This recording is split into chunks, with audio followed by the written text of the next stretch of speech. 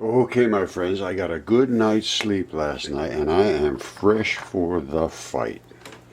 That is light. All right, it's light.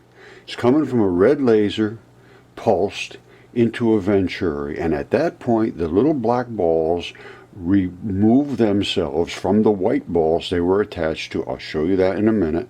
And they stay completely removed until they reattach on the other side of the venturi.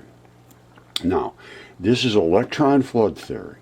In electron flood theory, the nucleus of every atom consists of only electrons in masses. And the first mass that becomes stable is 1837. That is hydrogen, a hydrogen 1, the basic hydrogen. Then as they get bigger and bigger and bigger, they get bigger by quantities of 1837 and 1838, which is a proton, 1837, and a neutron, 1838. They know these masses exist. They just don't, they always call them protons, but they're not. They're stable, shaking frequencies of electrons at those quantities. And they shake and get into those frequencies due to the Schumann frequency of the Earth. It's the only thing that pulsates. As the Earth spins in the particles of space, which are particles or electrons, they charge the Earth and discharge, charge, discharge, charge, discharge, and it happens every 7.83 hertz. There's a static spike of electricity into the atmosphere every 7.83 hertz, exactly the same frequency your heart rate runs on, and everything else in our system right here on Earth runs at that Schumann frequency. But other planets don't. They're bigger, they're smaller. They're not going to have the same pulsation because they don't have the same scrub through the atmosphere.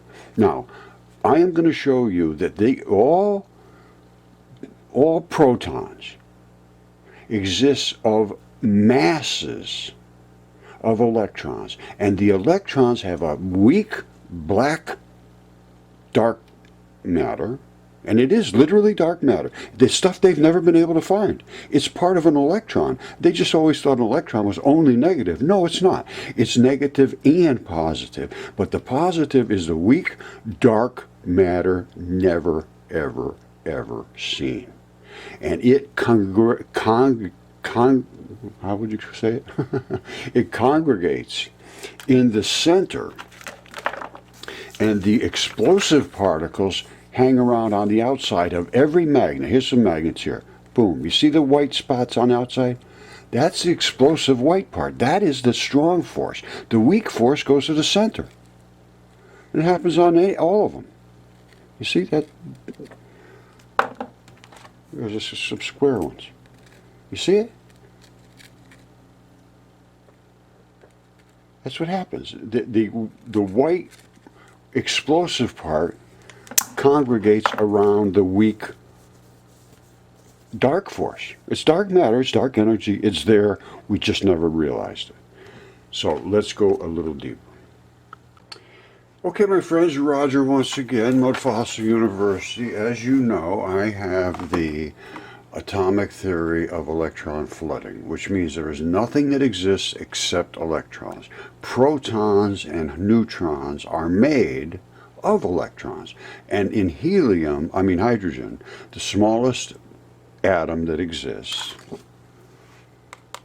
there is not one proton, there's 1837 electrons. And the electrons are dipolar, which means they have a strong force and a weak force. The weak force is literally dark matter. They never even knew it existed, because all we knew about was the electron as a strong force, negative, explosive, interactive, energetic particle. But attached to it is a non-energetic dark matter particle. Let's look at that first. Then we're going to talk about the fifth state of matter, which is Bose-Einstein condensate. All it means is there's no extra electrons at all. All right, this is the electron flood theory, and there's nothing more than electrons that exist. And as they come towards us, they come in packages of photons and electrons, and sometimes bigger particles, which are chunks. Normally the chunks would be not, there's a lot of debris out there, but this light is the primary source of what we're scrubbing through. And it is, as we're scrubbing through these particles that are out here, and our particles are here, as it scrubs, it creates friction. The friction creates a magnetic pulse every 7.8 hertz. And all it is electrons are forced in here, and they build up, and every 7.83 hertz they discharge. And they know this, there's no question about it. It's really basically lightning, and it's upper atmosphere lightning. Charge, discharge, charge, discharge, charge, discharge, charge, discharge. And it does that all day long as at the face of the Earth. Now, at the face, towards facing the sun. Now, it discharges and creates a pulse on the Earth, but I believe it's pulsing the Earth this way. It's not like the Earth is pulsing this way. The Earth is being pulsed because the discharge will be on the facing surface, where the surface that faces the sun will collect all those and discharge there. When it discharges there, it's pushing, so it's pushing the Earth like a boop, boop, boop, boop, boop, boop. If you could measure that, you'd probably see that the Earth is moving like a bazillion trillionth of an inch every time the Schumann frequency goes off, because that's pushing our magnetic particles, which are atoms, and at certain frequencies, boop, they lock in and they become stable. We're going to go look at that now, because it makes everything is different than we were taught. All atoms are made of particles like this. They're made of electrons. Photons of light are little particles, back-to-back electrons, and they come in red and green and blue, and then you get bigger chunks of these, which might be 20 or 30 or 50 of these all boxed together in a glob. That's nuclear decay. That will slam into body tissue and rip right through it. These are the things that will, if there's enough of them hitting you at the same time, they will explode your tissue because they want to invade. They are invaders. If there's only a few, they invade as heat, or somehow they're absorbed. These are already neutral. They don't need to be fusing, like this wants to fuse. This is already fused and is neutral.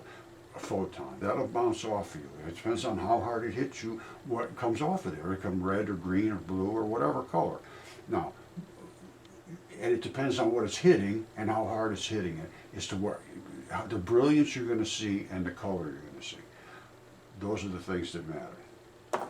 And certain molecules will give off certain colors. That's why you see all these different colors. They're different types of molecules vibrating at a different frequency, shooting out a different wavelength of color, which is light.